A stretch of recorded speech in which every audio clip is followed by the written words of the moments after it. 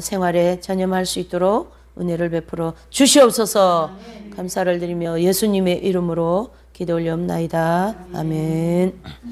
오늘 이제 5번째 교회, 지금 우리가 이제 교회 시대 이긴 자들은 7교회를 중심으로 이제 한 교회 한 교회 살펴보는데요. 한 교회마다 주님이 메시지를 주셔요. 그래서 그 교회 이제 성도에게, 아니면은 그 교회 목회자에게, 아니면은 전체 성도에게, 그래서 이제 그 교회마다 그 교회에 맞는 메시지를 주셔요. 그런데 이제 오늘은 이제 이 5번째 교회, 사대교회 사자에게 보낸 편지는 흰옷 입는 진리에 대해서 가르쳐 주고 있습니다. 흰옷 입는 진리에 대해서. 자, 그러면 계시록 3장 5절을 한번 읽어보시죠. 시작. 이기는 자는 이와 같이 흰옷을 입을 것이요 내가 그 이름을 생명책에서 반드시 흐리지 아니하고 그 이름을 내 아버지 앞과 그 천사들 앞에서 시인하리라. 아멘. 그랬습니다. 자, 이기는 자에게 흰옷을 입혀주시겠다, 이렇게 말씀을 해주고 계시는데요. 이제 이 본문에서 이와 같이라는 이 말이 되게 중요하죠. 이와 같이. 예. 이와 같이, 이 말씀은 흰옷은 천국에 들어가는 누구라도 다 입어야 됩니다. 천국 들어가는 사람은 누구든지 간에 이 흰옷을 다 입어야 되는데,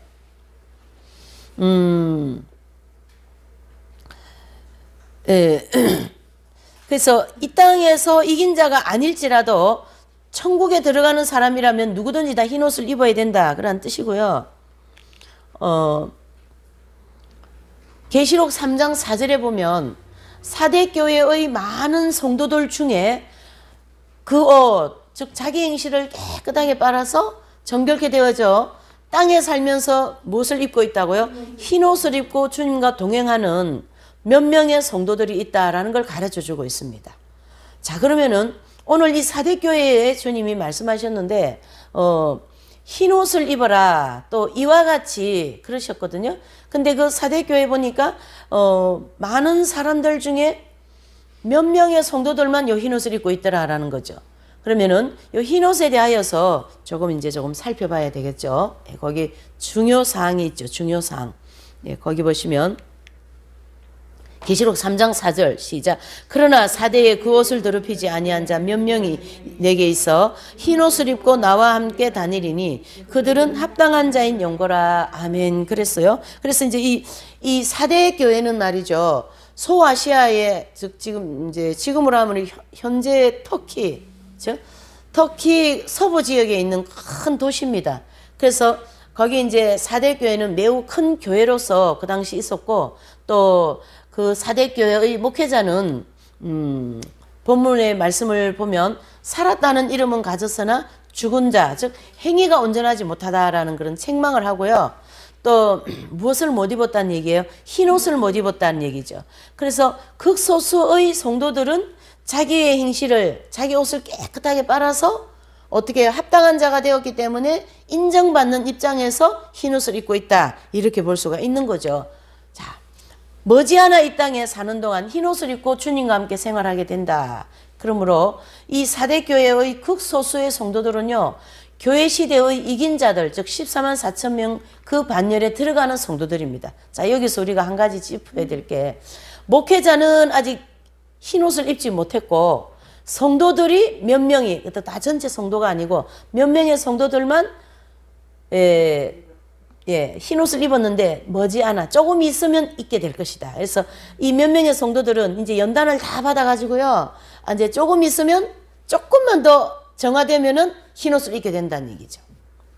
그래서 계시록 7장 9절에서 14절에 보면, 이 일 후에 내가 보니 각 나라와 족속과 백성과 방언에서 아무라도 능히 셀 수 없는 큰 무리가 흰옷을 입고 손에 뭘 들었어요? 종려가지를 들고 보좌 앞과 어린 양 앞에 서서 장로 중에 하나가 응답하여 내게 이르되 흰옷 입은 자들이 누구며 어디서 왔습니까? 이렇게 이제 질문하는 내용이 거기 나오죠.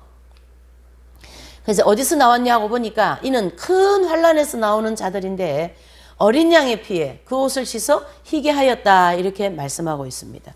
그래서 이 계시록 7장에서 나오는 이 내용은 아무라도 능히 셀 수 없는 큰 물이라는 거죠. 그래서 요 14절의 말씀과 같이 큰 환난을 통과한 성도들이다라는 거죠. 무엇을 통과했다고요? 큰 환난을 통과하면서 여러분 큰 환난을 통과했다라는 거는 많은 연단을 받으면서 지금 와서 어떻게 해요? 마음과 행실이 정결하게 되었다 이런 뜻입니다.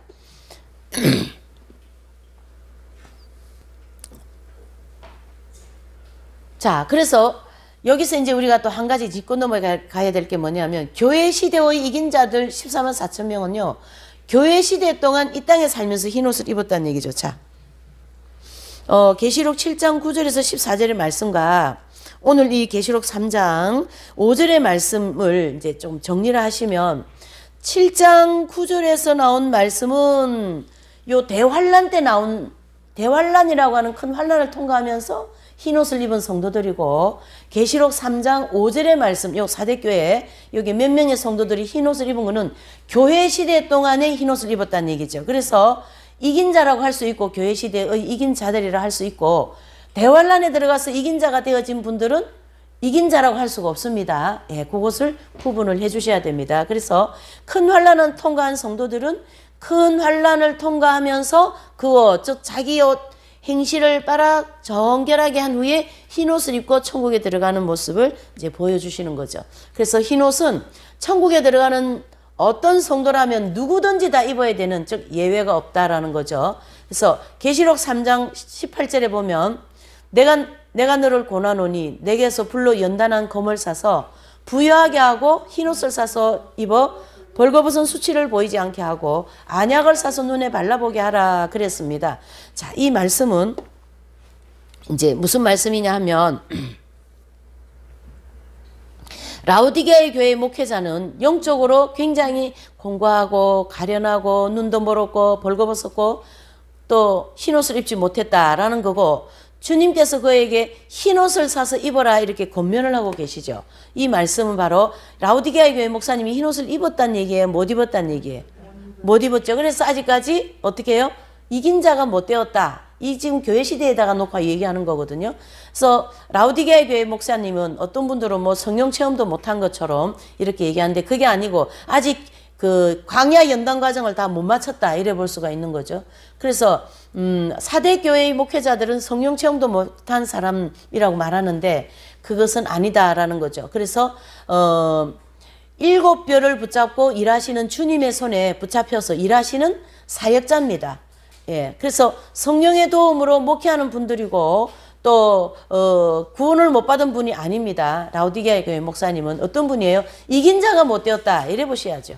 그래서 사대 교회와 라오디게아 교회의 그 목사님들은 목회자들은 흰옷을 입지 못한 것을 볼 때에 이 흰옷은 출애굽하면서 즉 구원받을 때 그냥 그때 딱 입는 것이 아니라 광야 연단 과정을 다 마치고 그렇죠? 광야 도중에서는 흰옷을 입어요? 못 입어요? 광야 도중에는 흰옷을 못 입습니다. 광야 연단 과정을 다 마치고 어떻게 해요? 할례산 입구에서 할례를 받는 것이 흰옷을 입는 것이다. 이렇게 볼 수가 있는 거죠. 그리고 우리가 이제 이렇게 보시면 계시나 꿈이나 뭐 이렇게 보면 흰옷을 입고 이렇게 착 나오는 경우가 있어요. 꿈에 아니면 뭐 이런 환상에. 그래서 그 흰옷을 입은 모습이 나타났다고 해서 그 사람이 흰옷을 입었다 이렇게 해석하고 착각하면 안 됩니다. 그것은 그냥 꿈에 그분이 약간 행실이 깨끗하고 그때 당시에 그래서 그 흰옷을 입은 것으로 그냥 보여주셨을 뿐이에요. 그래서 영적 할례 받은 흰옷은 아닙니다. 그런 경우에도. 자, 로마서 8장 10절에 보면 읽어보시죠. 시작. 계시면 몸은 죄로 인하여 죽은 것이나 영은 의로 인하여 산 것이라. 아멘. 그랬어요. 자, 요 말씀은 로마서 8장 2절을 체험한 성도들, 즉 그리스도의 생명이 영 속에 내주합일되어진 성도들은 뭐 했다요? 의롭다함을 받는 성도들이기 때문에 뭘 입었다고 봐야 됩니까? 흰옷을 입었다 이래 봐야 되는 거죠. 그렇죠? 네. 그래서 이제 오늘날 대부분에 보면 이 교육자들이나 내지는 성도들이 성경의 진리를 잘못 알고 이런 초보적인 신앙생활을 하는 사람들도 의롭다 하심을 받았다 이렇게 믿고 있다라는 거죠. 그래서 이 의롭다 하심을 받았다라는 것은 결과적으로 출애굽하면서 입는 것이 아니라 받는 것이 아니라 광야의 40년 연단 과정을 다 마치고 난 다음에 받아지는 것이 의롭다 하심을 받는다라는 거예요.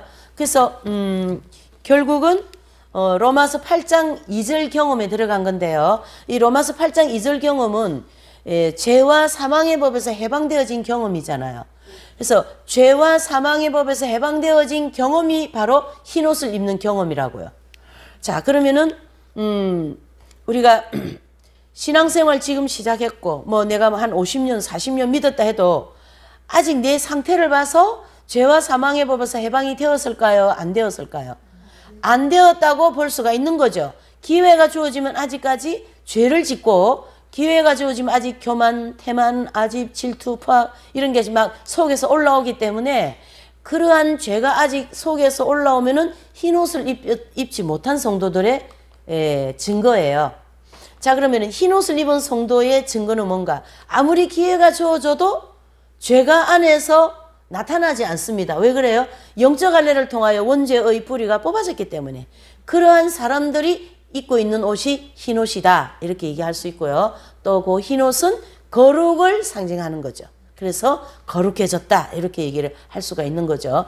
네. 그래서 이제 여기도 나오잖아요. 성도들이 범죄하기 쉬운 환경 속에서 죄성의 지배를 받아가지고 분노하고 미움하고 음욕하고 시기하고 질투하고 교만하고 거짓되고 고집 이런 마음이나 행실이 나타나면서 의롭다 하심을 받았다고 말하는 것은 잘못되어진 거다, 이런 뜻이고요. 이 말씀은 경험적인 진리라는 거죠. 경험적으로 이 죄의 뿌리가 뽑아지는 것이 경험적으로 되는 거예요.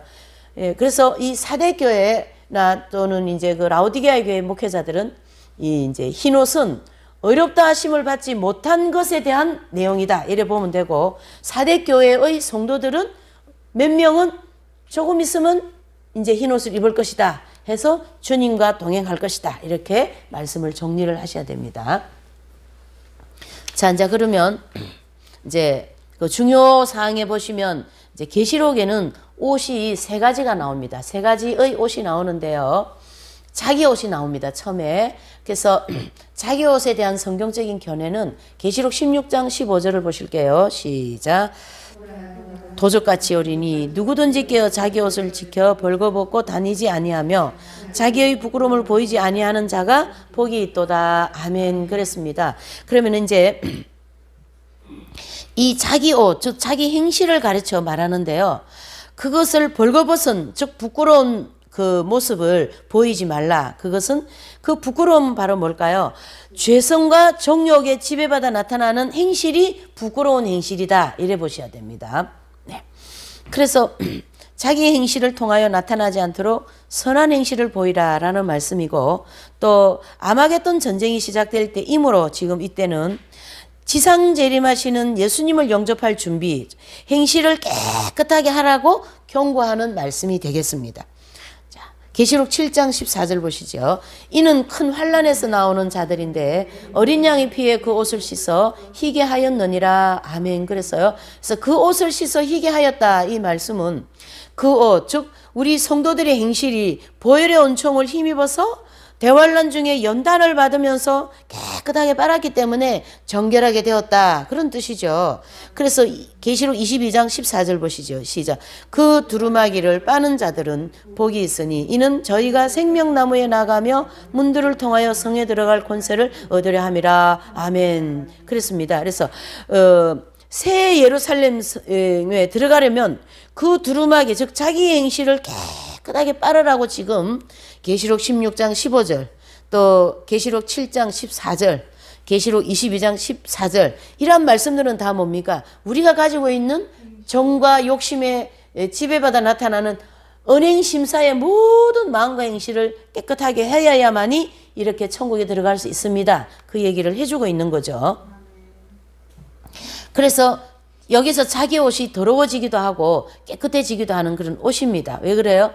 행실이 지배를 받으면 더러워지고, 행실이 지배를 안 받고 또 회개하고 깨끗하게 살면 깨끗해지고 그래요. 그래서 이 자기 옷은 행실을 깨끗이 빨고 회개하면 할수록 옷이 깨끗해지는 거죠. 네? 옷이 깨끗해지는 거죠. 네.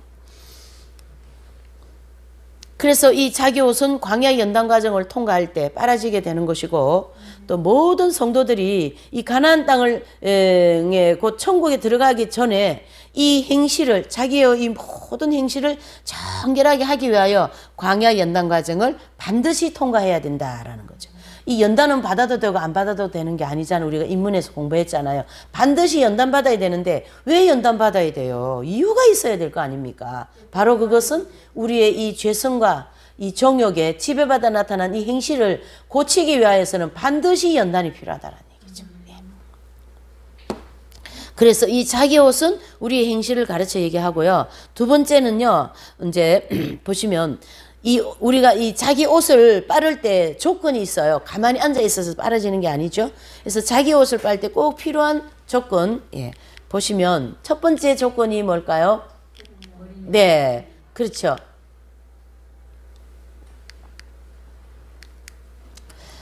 어린 양의 피가 필요합니다. 어린 양의 피. 계시록 7장 14절에 보시면 시작. 이는 큰 환난에서 나오는 자들인데 어린 양의 피에 그 옷을 씻어 희게 하였느니라. 아멘. 그랬어요. 그래서 이 7년 대환난을 가르쳐 얘기하고 하나님의 보좌 앞에 서 있는 흰 옷을 입은 큰 무리는 이 대환난을 통과한 성도들인데요. 이들은 이 큰 환난을 통과하면서 어린 양의 피에, 예수 그리스도의 십자가 피죠. 그 피에 그 옷을, 자기 행실을 깨끗하게 빨았다는 얘기죠.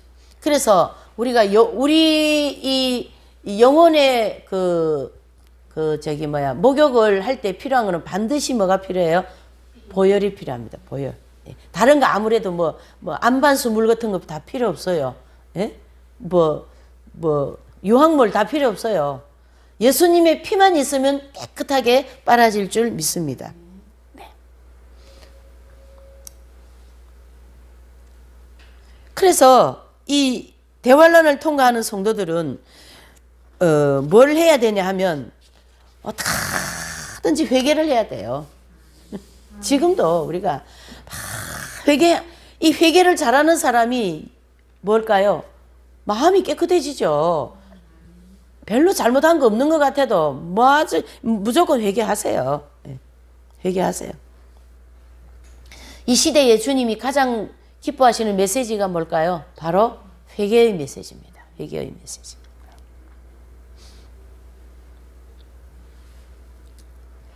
그래서 이 예수님의 피는 우리 영혼을 빨아나갈 때 반드시 필요한 피이고, 또 그 용서를 받은 은총으로 성령님의 도우심으로 열심히 우리가 광야길을 가게 될 줄 믿습니다. 두 번째로는요, 연단받을 수 있는 환경이 필요합니다. 연단받을 수 있는 환경. 자, 이 연단받을 수 있는 환경은 다니엘서 12장 10절의 말씀인데요. 한번 봅시다. 시작. 많은 사람이 연단을 받아 스스로 정결케 하며 희게 할 것이나 악한 사람은 악을 행하리니 악한 자는 아무도 깨달지 못하되 오직 지혜 있는 자는 깨달으리라. 아멘. 그랬어요. 그래서 이 다니엘서 12장은 대환란장인데요.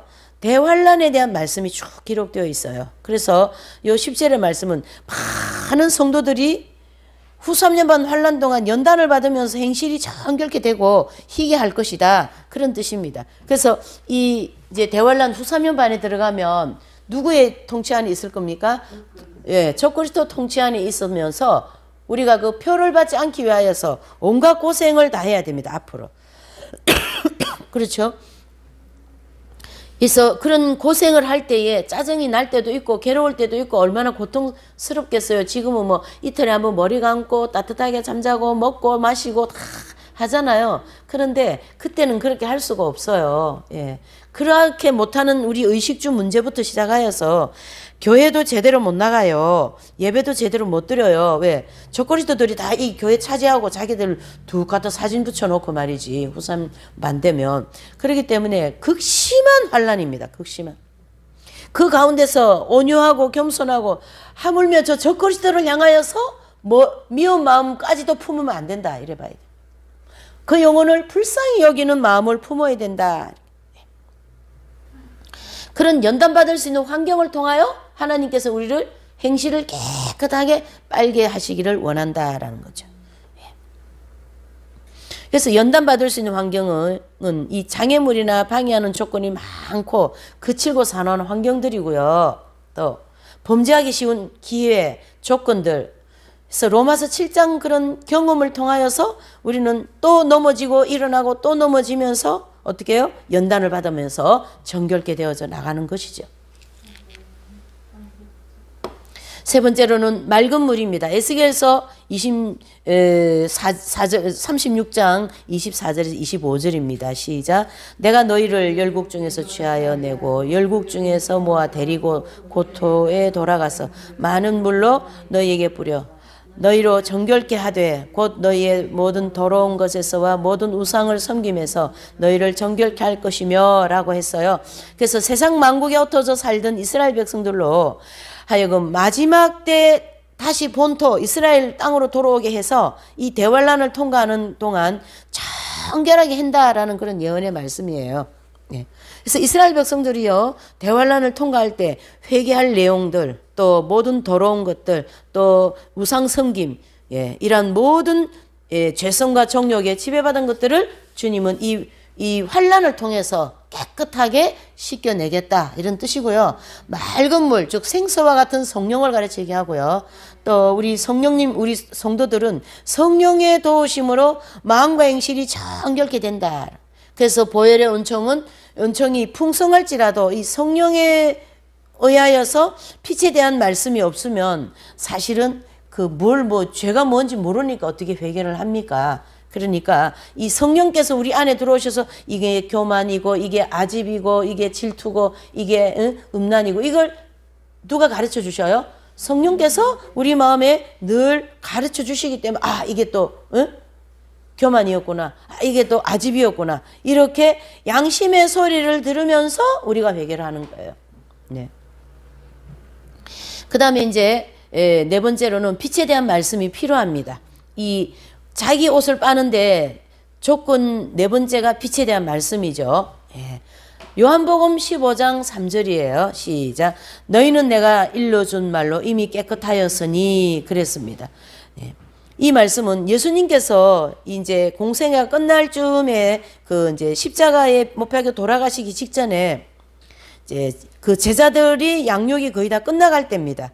그래서 이제 그 제자들에게 결국 예수님이 늘 제자들과 함께 동거동락하면서 뭐 하셨어요? 말씀을 전했잖아요. 너희는 이렇게 하라 저렇게 하라 하는 이런 빛된 말씀을 가르쳐 준 말로 이미 제자들은 마음과 행실이 정결해졌다 안 졌다요? 정결하게 되었다라는 거죠.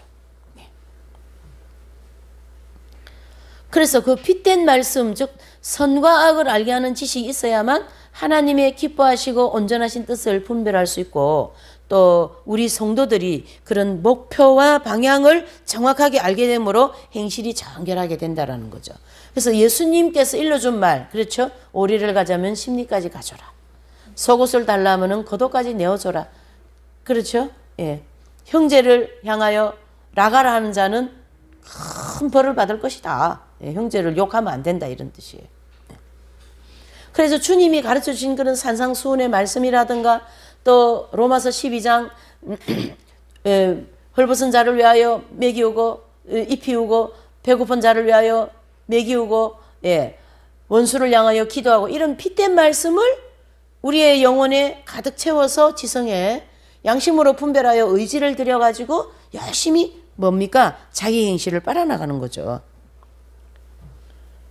그게 이제 지성이죠. 지식. 자, 다섯 번째로는요. 이제 순종하는 자유의지가 필요합니다. 순종하는 자유의지. 베드로전서 1장 22절입니다. 시작. 너희가 진리를 순종함으로 너희 영혼을 깨끗하게 하여 거짓이 없이 형제를 사랑하기에 이르렀으니 마음으로 뜨겁게 피차 사랑하라. 아멘. 그랬어요. 그래서 영혼을 깨끗하게 한다는 것은 마음과 행실이 정결케 된다라는 말씀입니다.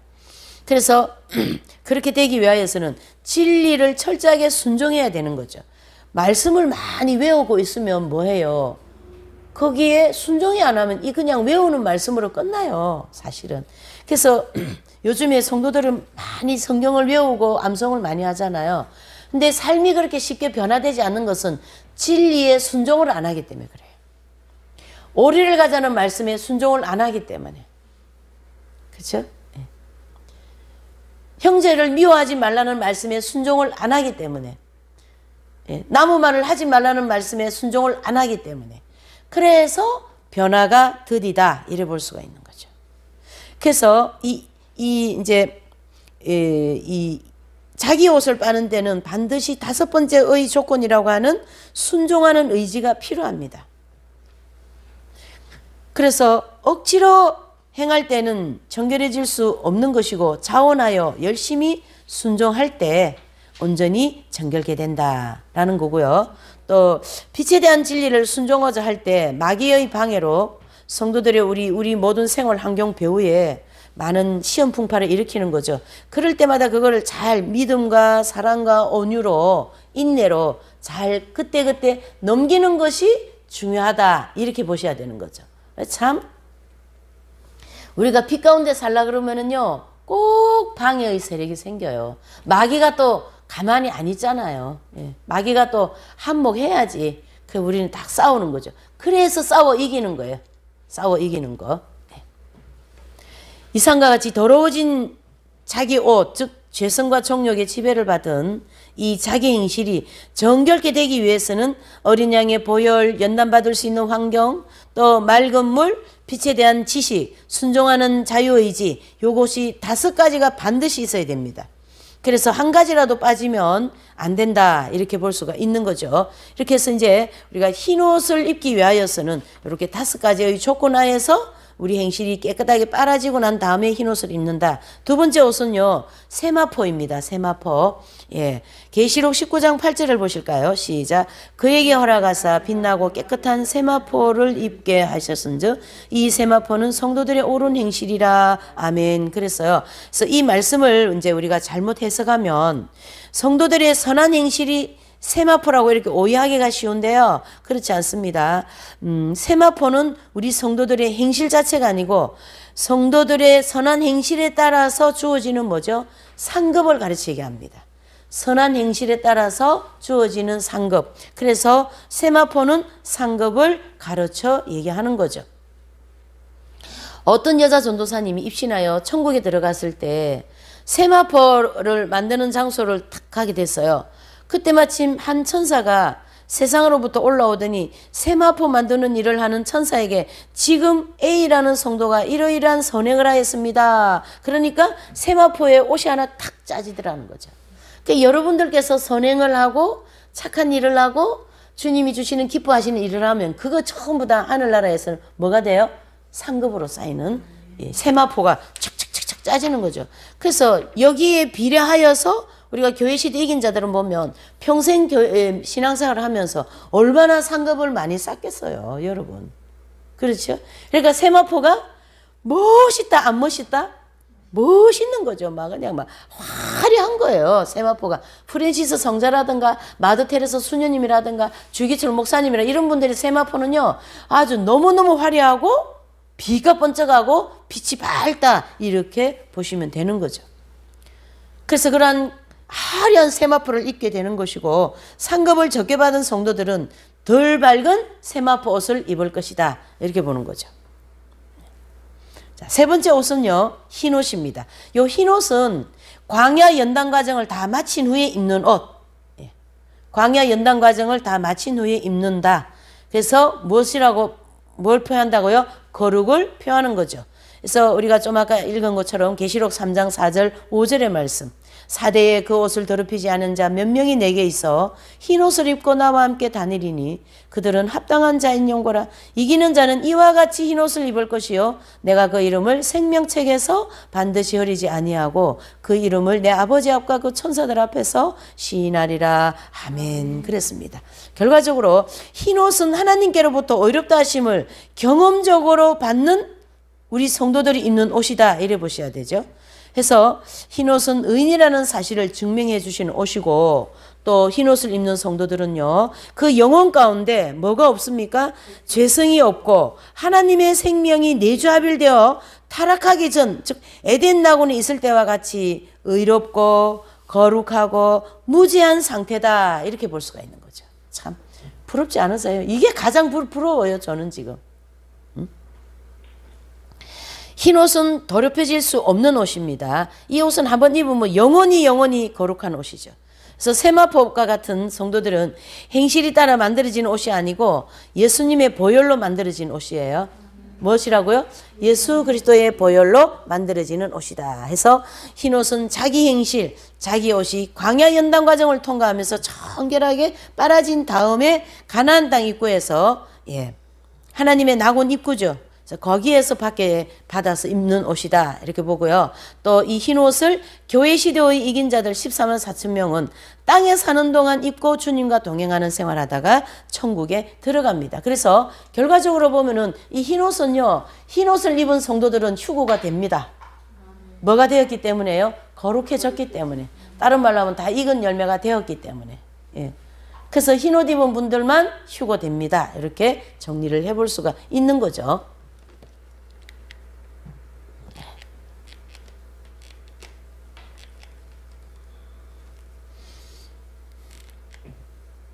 자, 그러면 이제 흰옷과 인침과 할례와의 관계를 한번 보실까요? 여기 보시면 이제 이게 지금까지 공부한 내용을 딱 정리를 합니다. 흰옷, 인침, 할례, 요 관계가 뭔가라는 거죠. 계시록 4장, 로마서 4장 9절 11절을 읽어보시죠. 시작. 이 행복이 할례자에게도뇨, 무할례자에게도뇨. 대저 우리가 말하기를 아브라함에게는 그 믿음을 의로 여기셨다 하노라.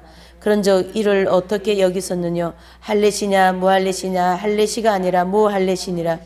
저가 할례의 표를 받는 것은 무할례시의 믿음으로 된 의를 인친 것이니 이는 무할례자로서 모든 자의 소상이 되어 저희로 의로 여기심을 얻게 하려 하심이라. 아멘. 이 말씀은 이제 아브라함이 75세에 뭘 받습니까? 출애굽을 하는 경험을 하거든요. 여기 보세요. 그래서 아브라함은 이제 보시면은 이게 정확하게 나옵니다. 아브라함은 75세에 부르심, 즉 출애굽을 하고요. 구원받았다는 뜻이고요. 85세에 아브라함은 칭의 경험을 합니다. 이 칭의 경험은 믿음으로 의롭다 하심을 역임을 받는 거죠. 그냥 여겨주겠다 이런 뜻입니다. 여겨준다. 그럼 아직 내 거는 안 됐잖아요. 저쪽에서 일방적으로 여겨주니까 믿음으로. 자, 99세 때 할례를 받으면서 하나님의 완전한 소유가 된다라는 거죠. 그래서 75세 때도 아니고 85세 때도 아니고 몇 세 때요? 99세 때 뭘 받아요? 완전한 그 하나님의 소유로 되기 때문에 다른 말로 하면 무슨 뜻입니까? 흰옷은 75세도 아니고 85세도 아니고 99세 광야 연단 과정을 다 마치고 이삭을 바칠 때 하나님께서 이제 내가 너의 믿음을 시험을 하였노라 이렇게 딱 인정을 해주시거든요. 그게 바로 흰옷 입는 경험이다 이렇게 말씀한 거죠. 그래서 이 인침은 완전한 하나님의 소유가 되었다고 인을 치주는 거죠. 도장을 꽉 찍어준다 이런 뜻이에요. 그래서 완전한 구원받음을 말씀하고 또 의롭다 하심을 받은 경험을 덕의 경험 이렇게도 얘기합니다. 무슨 경험요? 덕의 경험. 그래서 이 바울 사도께서 로마서 4장 9절 10절의 말씀을 아브라함을 인용하면서 믿음으로 아브라함은 의롭게 되지 않았냐. 그러면서 할례시냐 무할례시냐. 할례시가 아니라 무할례시가 아니라 할례는 표를 받는 것이다. 그래서 믿음으로 인침을 받는다. 다른 말로 하면 이건 할례가 무슨 막연한 무슨 아니죠. 이게 뭐죠? 실제 경험이 되었다. 이걸 지금 강조해주고 있는 거죠. 그래서 아브라함은 24년 만에 흰옷을 입습니다. 아브라함 몇 년 만에요? 예. 그래서 이스라엘 백성들을 보면 영적 할례를 출애굽하면서 아니면은 광야 노정에서 받는 것이 아니라 광야 40년 길을 다 통과하고 난 다음에 할례를 받고 가나안 땅 입구, 즉 여호수아서 5장 9절의 말씀과 같이 길갈 입구에서 그 할례를 받습니다. 그래서 할례식은 절대 광야 여정에서는 없습니다. 그래서 그 광야를 다 통과하고 난 다음에 할례를 받는 거죠. 예, 그래서 여호수아서 5장 8절 9절 읽어보시죠. 시작. 온 백성에게 할례 행하기를 필하매 백성이 진중 각 처소에 처하여 낫기를 기다릴 때 여호와께서 여호수아에게 이르시되 내가 오늘날 애굽의 수치를 너희에게 굴러가게 하였다 하셨으므로 그곳 이름을 오늘까지 길갈이라 하였느니라. 아멘. 아멘. 여기 이 애굽의 수치라라는 말을 쓰고 있습니다. 그래서 이 애굽의 수치는 바로 뭐냐면 7가지 죄악성과 우리의 모든 결점들 또 우리 이 정욕적인 그런 모든 것들을 다 이 할례를 받으면서 깨끗하게 된다. 그게 애굽의 수치다. 그것이 굴러 떨어졌다. 7가지 죄악성이 굴러 떨어졌다. 이렇게 볼 수가 있는 거죠.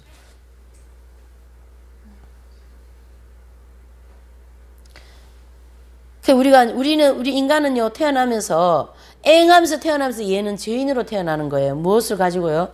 원죄를 가지고 오기 때문에. 그래서 그 원죄 문제를 이렇게 해결해 주시겠다. 이런 입장입니다. 하나님께서.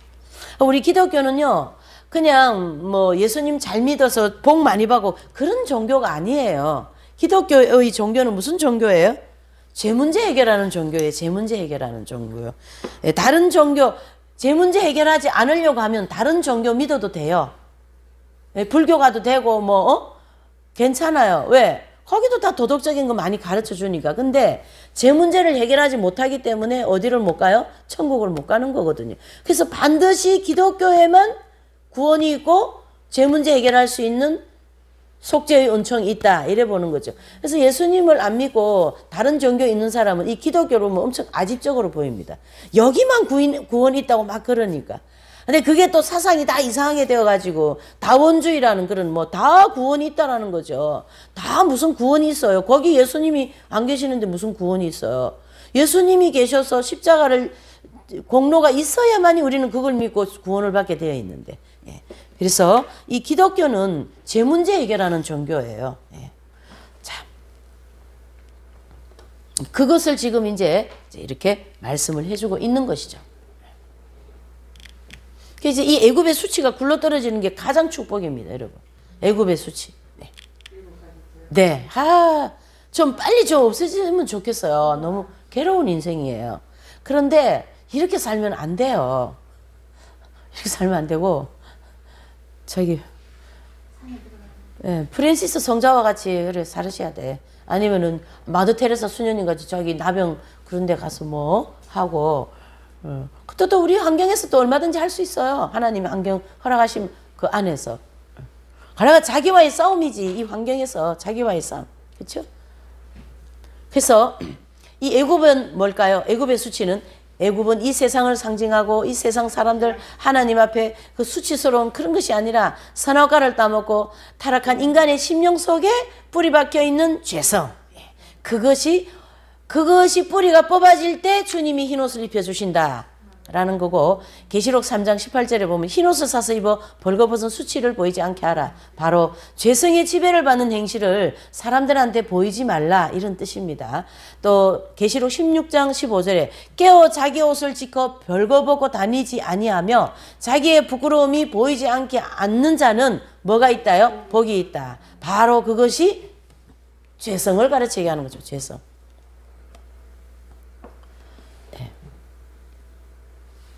이 죄성은요, 이 죄악성이라고도 하는데, 이 죄성은 하나님 앞에 가장 부끄럽게 느껴질 내용이 이 죄성입니다, 여러분. 얼굴 못생기고, 키가 작고, 공부 못하고, 돈이 없고, 가난하고, 그건 하나도 부끄러운 조건이 안 돼요.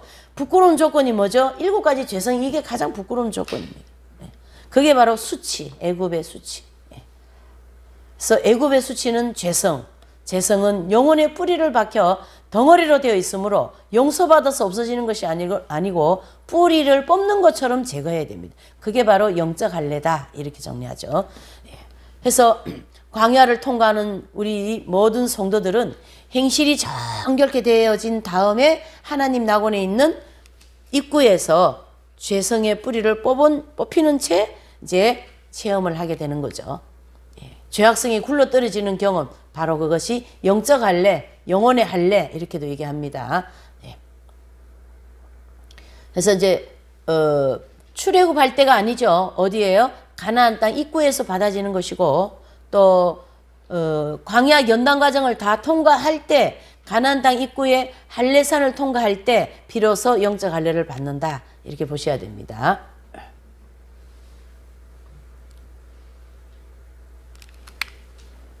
아브라함을 이제 우리가 보면서 로마서 2장 28절 29절을 보실게요. 시작.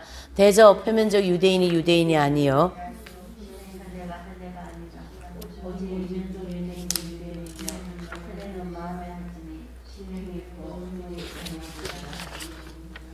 아멘. 그랬어요. 네.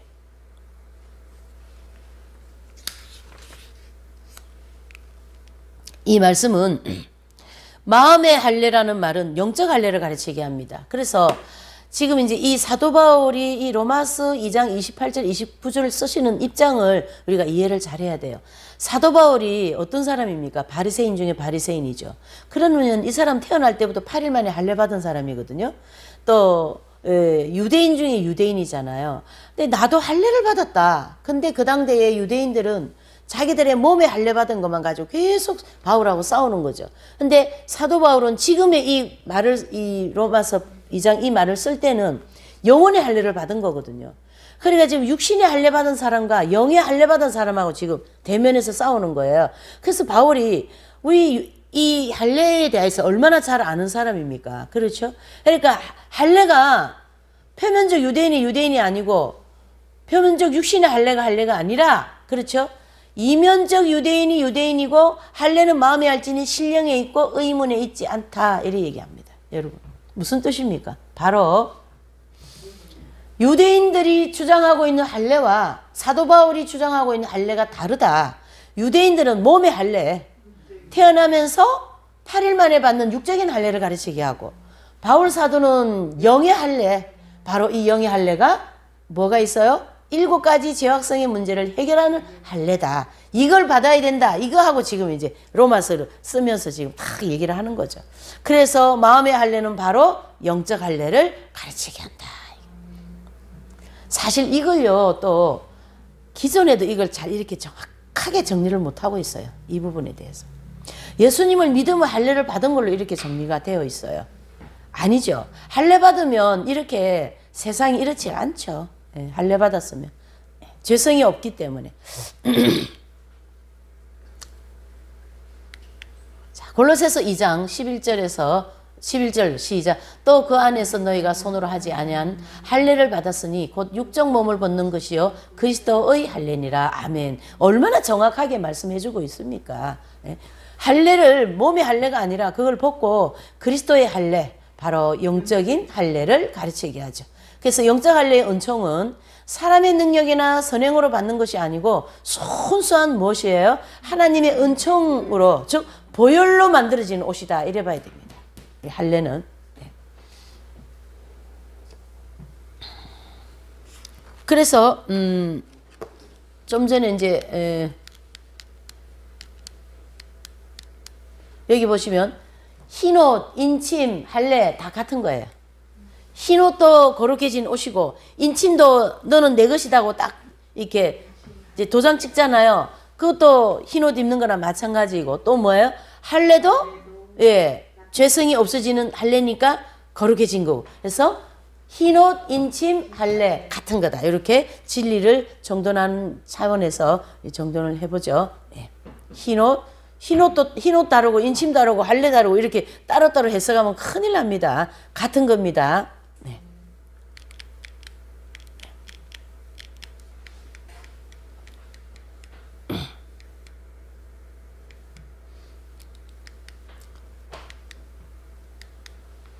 자, 이제 두 번째로 보시면 이긴 자가 되면 생명책에서 반드시 흐리지 않게 해주신다라는 거예요.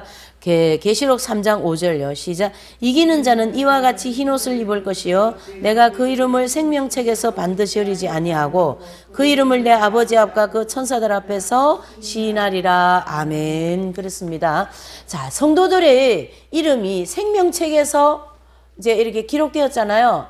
그런데 이긴 자가 되면은 생명책의 이름이 다시는 지워지지 않는다. 요 말씀의 뉘앙스는 지어질 수도 있다. 이래 봐야 되는 거죠. 그래서 이긴 자들의 이름은 반드시 흐르지 않는데 완전히 구원받은 거예요. 완전 구원 보장된 거고, 생명책에서 기록되었던 이름이 지워지면 영원히 버림받을 수도 있다, 이런 뜻인데요. 출애굽기 32장 32절 33절을 한번 읽어보시죠. 시작.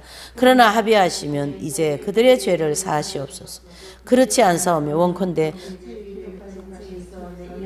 지워줘. 여호와께서 모세에게 이르시되 누구든지 내게 범죄하면 그는 내가 내 책에서 지워버리리라. 아멘. 그랬습니다.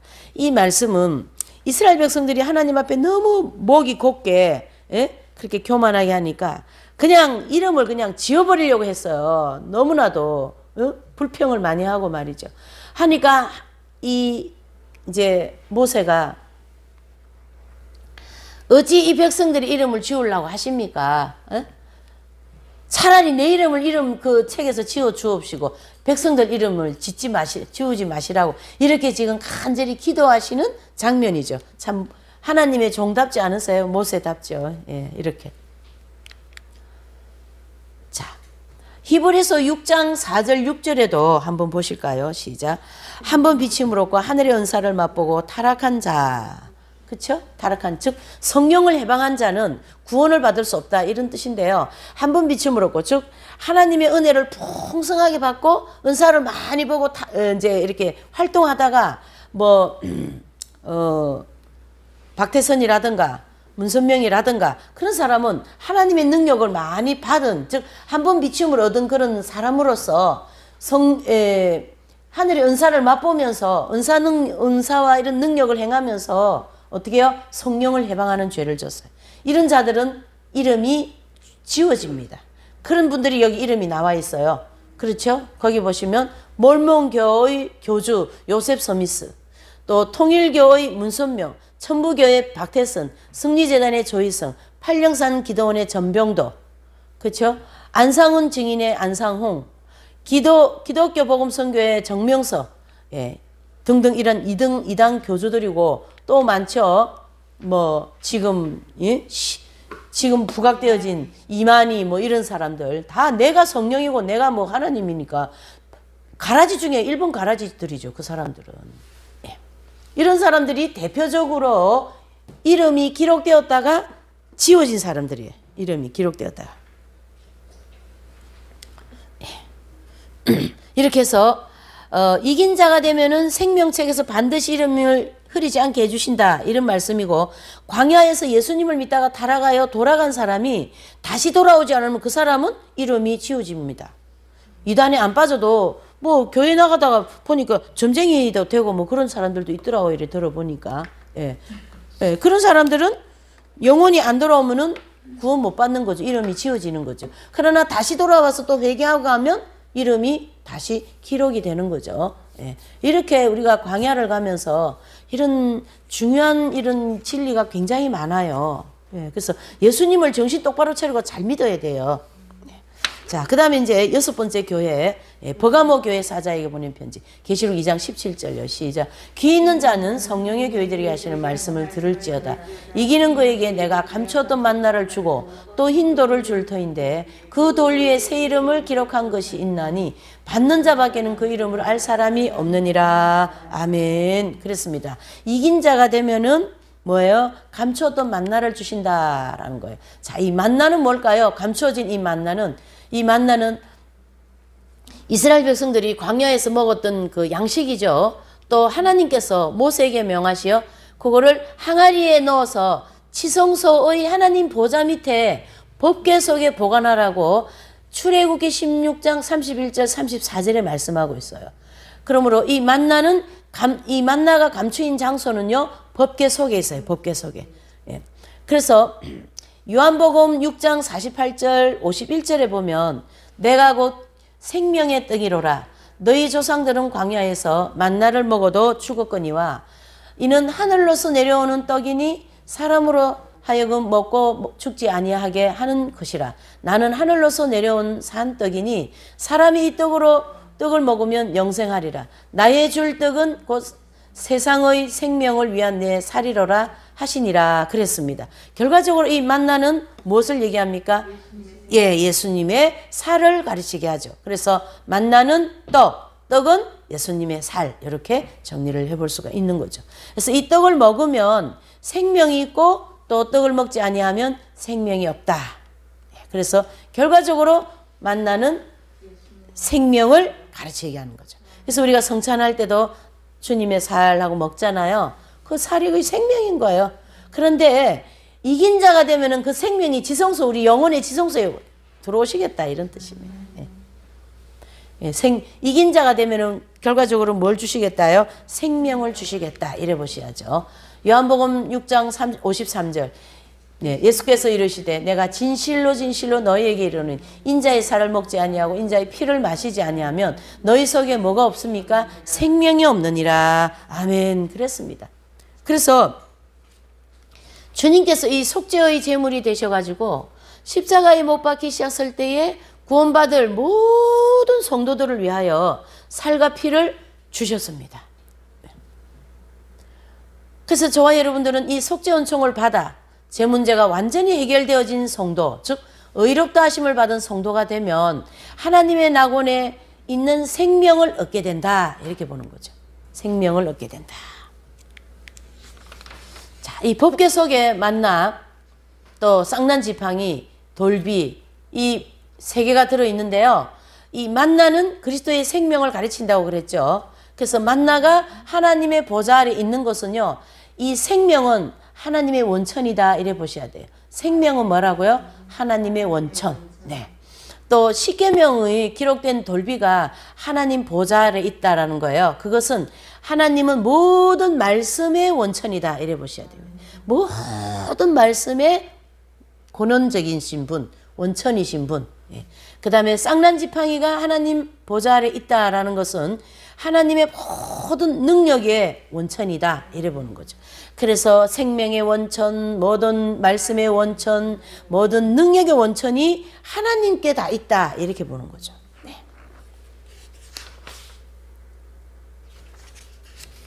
네.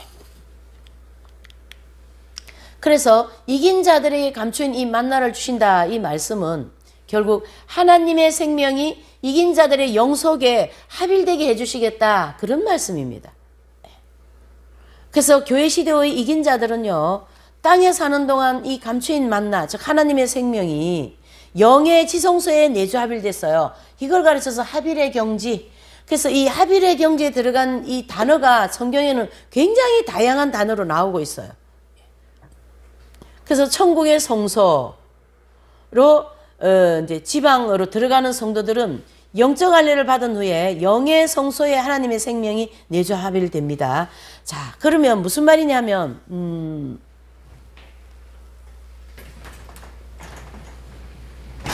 조금 정리를 해야 되겠네요. 이것을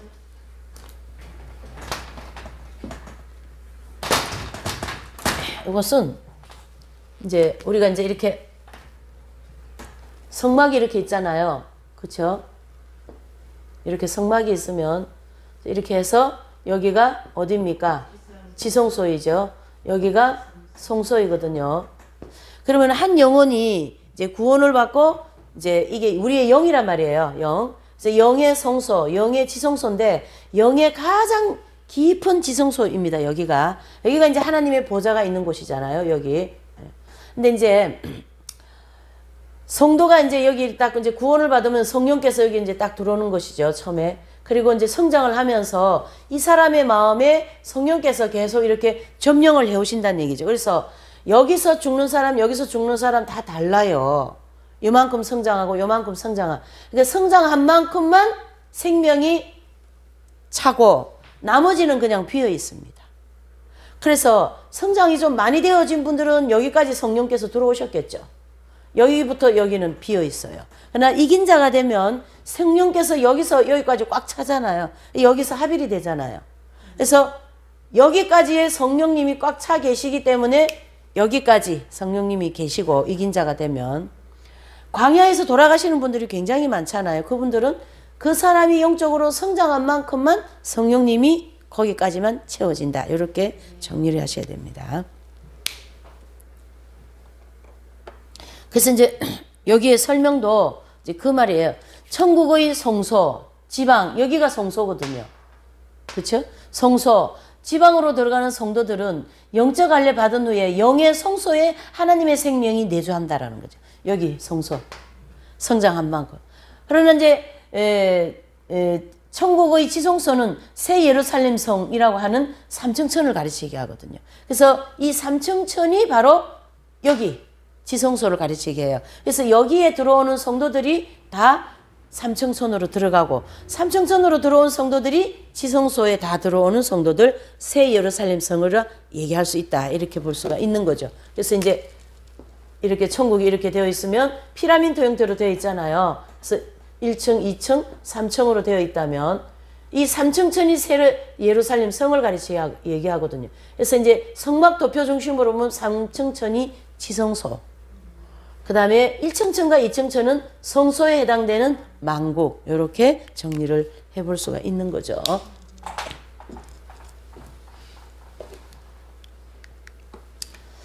자, 그래서 영의 지성소에 생명이 내주한 교회 시대의 이긴 자들은 영적인 그러한 질서에 따라서 새 예루살렘 성, 즉 천국의 지성소로 들어간다, 이렇게 보시면 됩니다. 네. 그 다음에 이제 이긴 자가 되면 새 이름이 기록된 흰 돌을 주신다, 이런 뜻이에요. 그래서 이 성경에는 보면 예수님을 돌에다가 많이 비유하죠. 예, 산돌, 머릿돌, 모퉁이돌, 뜨인돌, 예, 이렇게 많이 이제 돌에 예수님을 많이 표현했는데, 돌은 바로 예수님의 생명을 가르치게 하고요. 또 흰 돌은 예수님의 흰자가 들어갔잖아요. 예수님의 의로움을 가르치게 합니다. 그래서 이 예수님의 생명은 의로운 생명이다, 이렇게 보셔야 되죠. 예수님의 생명은 뭐라고요? 의로운 생명이다, 이렇게 보는 거죠. 그래서 천국에서 부르게 될 새 이름을 받는 것은 천국의 처소가 확보된 분들이기 때문에 천국에서 새 이름을 주신다라는 거죠. 그래서 천국에서 영생하면서 사용하게 되는 그런 새 이름을 정해주십니다. 그래서 거기 보시면 이제 아브라함과 야곱은 이긴 자들의 경지에 들어갈 때 새 이름을 받은 그런 대표적인 분이에요. 그래서 아브라함을 아브라함, 야곱을 이스라엘, 이렇게 얘기하죠. 그래서 이긴 자가 되면 이름이 다 바뀌어요. 천국 가서 부를 새 이름을 주십니다. 그래서 이 책의 저자이신 분에게 여쭤봤어요. 그러니까 안 가르쳐 주시더라고. 그건 안 가르쳐 주시더라고. 선생님, 천국 가서 부르게 될 새 이름을 좀 가르쳐 주세요. 그러니까 안 가르쳐 주시더라고. 그거는 가르쳐 주시면 안 되는 건가 봐요. 네. 자, 이렇게 해서 이제 정리가 되셨고요. 이제 버가모 교회 정리가 되셨고, 자, 7번째 교회, 서머나 교회 사자에게 보낸 편지, 계시록 2장 11절입니다. 시작. 귀 있는 자는 성령의 교회들에게 하시는 말씀을 들을지어다. 이기는 자는 둘째 사망의 해를 받지 아니하리라. 아멘. 자, 이긴 자가 되면 둘째 사망의 해를 받지 아니한다, 그런 뜻이에요. 자, 이 둘째 사망의 해를 받지 않는다라는 이게 뭘까요? 바로 이 둘째 사망. 이것은 계시록 20장 14절 15절에 보면요, 사망 가운보다 풀못에 던지오니 이것은 둘째 사망 곧 풀못이라. 누구든지 생명책에 기록되지 못한 자는 풀못에 던지오더라, 그렇게 말씀하고 계셔요. 그래서 이 둘째 사망은 바로 풀못이고, 풀못은 영원한 지옥을 가르치게 합니다. 그래서 생명책에 기록되지 않은 모든 사람은 모두 다 이 둘째 사망, 지옥에 들어가게 된다라는 뜻이고요. 또 어떤 사람들은 이 천연왕국 시대와 백보자 심판이 끝난 후에 둘째 사망, 이 지옥이 생긴다고 얘기하는 분도 계시는데, 그건 좀 맞지 않는 얘기입니다. 예. 이 사도 요한이 이 말씀을 기록할 때도 지옥이 있었고 지금도 지옥이 있잖아요. 그래서 지옥은 예수님 당시나 지금이나 언제든지 존재하고 있기 때문에 어느 때 딱 지옥이 되고 그게 아니다라는 거죠. 계속 지옥이 뭐라고요? 진행형이다. 그래서 계시록 19장 20절을 보실까요? 시작. 그 앞에 이적을 행하던 거짓 선지자도 함께 잡혔으니 이는 짐승의 표를 받고 그의 우상에게 경배하던 자들, 이적으로 미혹하던 자라. 이 둘이 산채로 유황 불묻는 못에 던지우고. 아멘. 그래서요. 그러니까 이제 계속 이 사건은 무슨 사건이에요? 심판은 계속 진행되고 있다. 이게 진행형 심판이다. 이래 보셔야죠. 어느 한 곳에 모여 있다가 한꺼번에 심판받고 이렇게 얘기하는 데가 있거든요. 그것은 좀 성경적이지 않고 맞지 않습니다. 그래서 후 3년 반 환란 동안 성도들과 온 세상에 있는 사람들을 미혹하고 박해하던 그 적그리스도 또 거짓 선지자, 후 3년 반 환란 마지막 순간에 지상으로 재림하시는 예수님께서 아마겟돈 심판하실 때 산채로 이들은 유황불못에 갖다 집어 던져버립니다. 이와 같이 적그리스도와 거짓 선지자들을 불못에 들어갈 때는 7년 대환란이 끝날 때입니다. 끝날 때.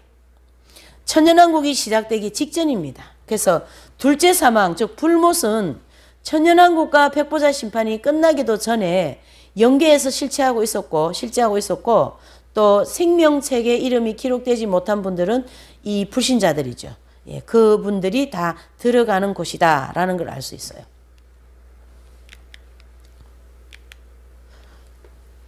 계시록 20장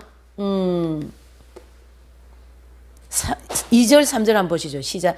용이 잡히니 곧 옛뱀이요 마귀요 사단이라 잡아 1000년 동안 결박하여 무저갱에 던져 잠그고 그 위에 임봉하여 1000년이 차도록 다시는 만국을 미혹하지 못하게 하였다가 그 후에 반드시 잠깐 노일이라.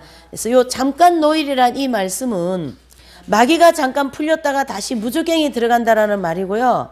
또 계시록 20장 7절에서 8절의 말씀을 보면 천년왕국 시대가 끝난 후에 마귀가 그 옥에서 한번 놓여가지고 천년왕국 백성들을 미혹하는 일이 한번 있을 거예요. 그래서 그때 이제 마귀가 한번 나옵니다. 그래서 그 옥은 바로 지옥, 즉 마귀가 1000년 동안 갇혀 있던 무저갱을 가르치게 합니다. 그래서 계시록 20장 10절에 보면 천년왕국 백성들을 미혹하던 마귀가 다시 유황 불묻는 그 못에 즉 지옥으로 들어가게 되는데요. 그곳에서 적그리스도와 또 거짓 선지자가 있어가지고 세세토록 고통을 당하고 있을 것이다 라는 걸 얘기했고 또 이 유황 불묻는 지옥은 마귀가 다시 들어간 무저갱이라는 것을 확실하게 우리에게 가르쳐주고 있어요. 마태복음 25장 41절을 한번 보시죠. 시작. 또 왼편에 있는 자들에게 이르시되 저주를 받은 자들아 나를 떠나 마귀가 그 사자를 위하여 예비한 영원한 불에 들어가라. 아멘. 그랬어요. 그래서 무저갱은 불신자들과 마귀들이 들어가는 그런 영원한 형벌받는 그런 장소잖아요. 지옥이요. 그래서 유황불 묻는 못이라는 걸 알 수 있고 해서 이긴 자들에게 약속한 것과 같이 둘째 사망의 해를 받지 않게 해주신다. 요 말씀은 둘째 사망, 즉 유황 불묻는 곳에 들어가지 않게 해주신다는 뿐만 아니라 무저갱에서 올라오는 해롭힘까지 당하지 않게 해주시겠다. 이 얘기예요. 자, 그래서 이 말씀을 이제 답이 나왔어요. 결과적으로 여기 보시면 이제 이 다섯째 나팔 첫째 화 때 5달 동안 황충재앙이 있어요. 그래서 그때 무저갱에 있는 악령들이 다 올라와가지고 이 땅에 있는 모든 사람들의 마음에 죄 짓는 마음에 다 보금자리를 해서 사람들 엄청 괴롭힐 거거든요. 이긴 자가 되면 그 괴롭힘을 당하지 않게 해주시겠다 했으니까 결국 뭐가 된다는 뜻이에요? 그렇죠. 대환란에 들어가지 않게 해주신다라니까 휴거된다는 뜻이에요. 그래서 이긴 자가 되면은 이 황충재앙을 당하지 않게 해주시겠다 이런 뜻이에요. 그래서 이긴 자들 반열에 들어가지 못한 성도들은 이 지옥 형벌을 받지 않으나 둘째 사망으로부터 나오는 해는 받습니다. 그렇죠. 우리가 이제 예수님 믿으면서 아직 익은 열매가 안 되어가지고 대환란은 들어갔지만 지옥은 안 가잖아요. 우리 예수님 믿었으니까. 그러면 무슨 환란을 받게 돼요? 무저갱에서 올라오는 5달 황충재앙은 받게 된다는 얘기죠. 굉장히 고통스럽습니다. 그거. 엄청나게 고통스럽답니다. 마귀가 막 굉장히 역사를 많이 하기 때문에. 그래서 우리 정신 똑바로 차려야 되겠죠. 쉽게 얘기해서. 어쨌든 이긴 자들은 대환란에 안 들어가기 때문에 이 고통을 받지 않습니다.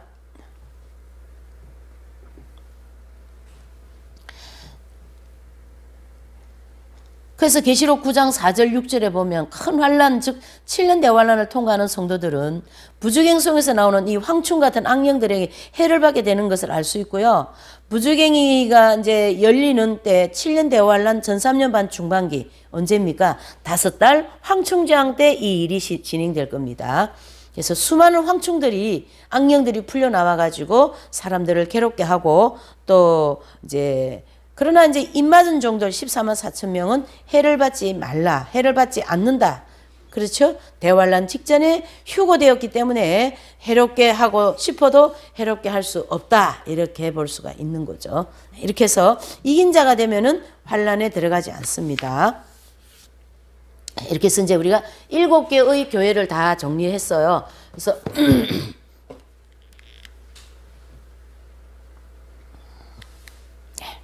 7개 교회를 다 정리했는데 굉장히 이 교회 시대 이긴 자들의 공부가 양이 많고 중요한 내용이 많이 들어 있습니다. 그래서 우리가 2시간을 걸쳐 가지고 이렇게 공부했는데요. 좀 이렇게 책도 좀 보시고 또 이제 그 유튜브도 좀 보시고 공부를 좀 하시면 좋죠. 많이 듣는 사람이 이깁니다. 많이 듣는 사람이. 자, 우리 이제 찬양 한 장 부르시고 또 기도하고 마치죠. 61장 부르실까요? 아름다운 이야기가 있네.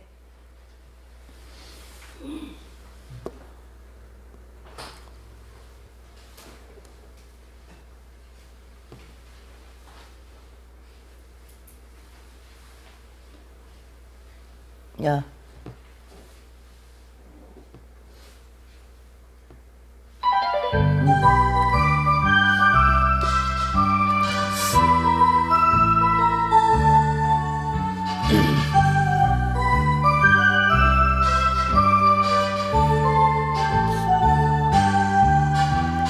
아름다운 이야기가 있네.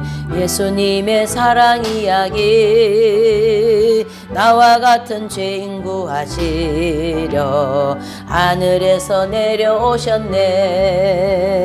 주님의 그 사랑은 정말 놀랍네. 놀랍네. 놀랍네. 오 주님의 그 사랑은 정말 놀랍네. 나를 위한 그 사랑. 주님께서 창조하신 세상 많고 많은 사람들 중에 은총으로 구원받게 된 몸 주님 위로 받고 산다네. 주님의 그 사랑은 정말 놀랍네. 놀랍네. 놀랍네. 사랑은 정말 놀랍네. 나를 위한 그 사랑. 사람들은 알 수 없는 사랑. 주신 큰 사랑. 십자가에 못 박히신 삶. 재물 대신 큰 사랑. 주님의 그 사랑은 정말 놀랍네. 놀랍네. 놀랍네. 오 주님의 그 사랑은 놀랍네. 나를 위한 그 사랑. 우리 주님만 부르시고 기도합니다. 주님 자비로우시고 은혜가 충만하신 아버지 감사합니다. 이 교회 시대 이긴 자들의 이 진리가 얼마나 중요하고 기쁜지 하나님이여 성령으로 충만케 하여 주시옵소서. 하나님 우리의 힘으로 할 수가 없습니다. 갈 수도 없습니다. 쓸 수가 없습니다. 성령 하나님 대로 말할래시온달레스 알레스겐데레데로 말할래시온달레스겐데레데로 말할래시 하나님 아버지 대로 말할래시온달레스겐데레데로 말할래 아버지 대로 말할라라라라라라라라라라라라라 올라라라라라라라라라라라라라라라 올라라라라라라라라라라라라 주여 아버지 내로 말할래시온달레스겐데레데로 하나님 아버지 내로 말할래시온달레스겐데레데로 말할래시온달레스 아버지 주님